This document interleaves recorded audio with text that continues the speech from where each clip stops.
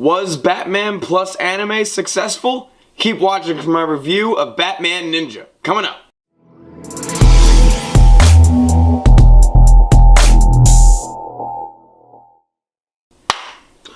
What's going on, everybody? Stevey Luke here, and this is my review for Batman Ninja. I'm not even going to keep you guys in suspense. This movie was a bust.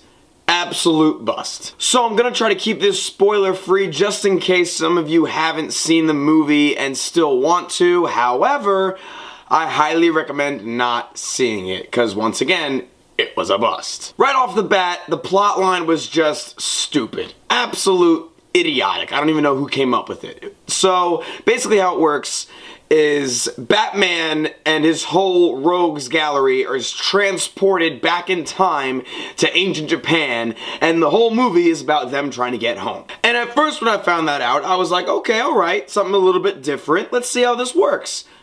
It worked out absolutely terrible.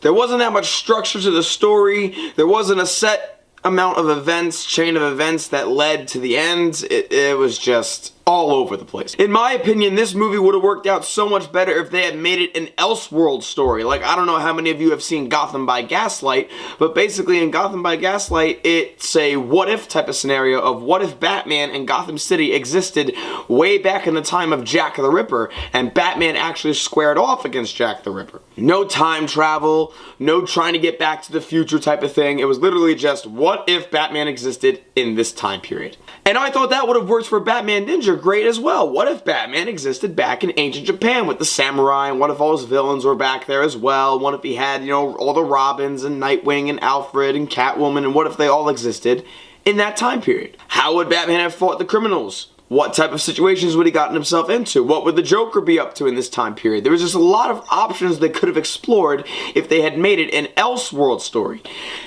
Instead, we get this cheesy time travel story of them, we gotta get back home type of thing, and the Joker's like, no, I want to rule Japan. It was just all over the place. The next thing I didn't like about the plot was that it literally had every anime cliche you can imagine.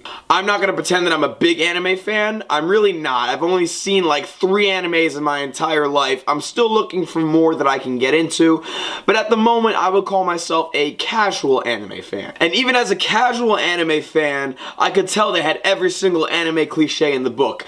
A gigantic mechanism thingies like the Megazord, big boobed girls, sword fighting, an animal sidekick that can surprisingly understand everything that the human is saying. It had every single anime cliche, and they were all done wrong.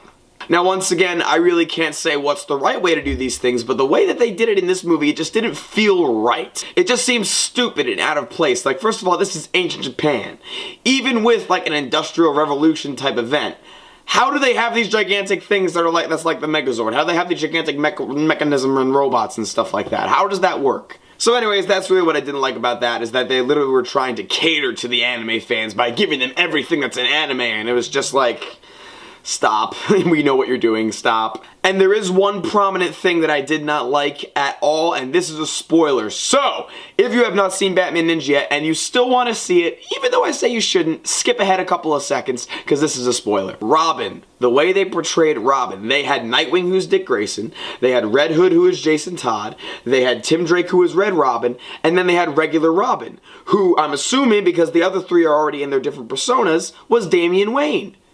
And Damian Wayne did not act like Damian Wayne at all. Now, obviously, there's no confirmation that it was Damian Wayne, but really, like, you had Nightwing, you had Red Hood, and you had Red Robin all in their different personas. So, Dick Grayson, Jason Todd, and Tim Drake, they weren't Robin. So, the only 4th Robin that I can think of would be Damian Wayne. And he did not act like Damian Wayne at all in this movie. He was like the little chipper kid in this movie. He was the happy-go-lucky, you know, always on the positive side type of character. And that's not Damian Wayne at all.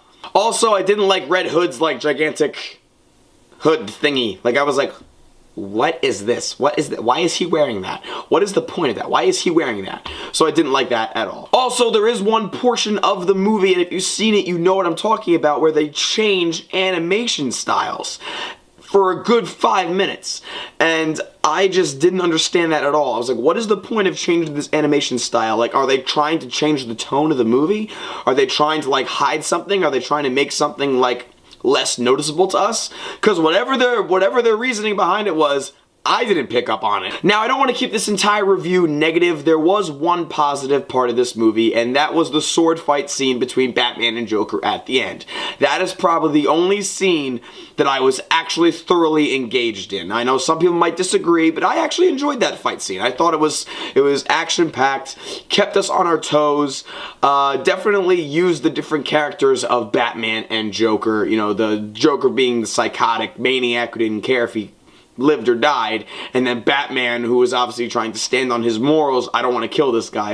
It was a good fight scene. But that was about the only positive thing in this movie. Everything else just I did not enjoy at all. This movie was, once again, a bust. Not worth the $6 it took to rent it on Amazon Video. So there you have it, guys. That's my review of Batman Ninja. We can talk about it more in tomorrow's live stream.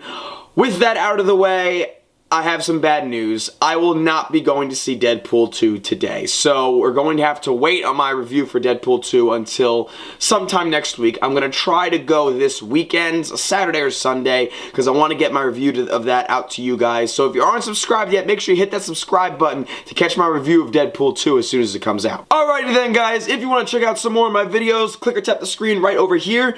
Be sure to subscribe. Don't forget, live stream tomorrow, Saturday, 7:15 p.m. Eastern Time. We're going to be talking about the Cobra Kai series and anything else that comes up. Maybe I'll go more into Batman Ninja and why I didn't like it. Alright then, guys, that'll do it for me for now. Until next time, I'll catch you later.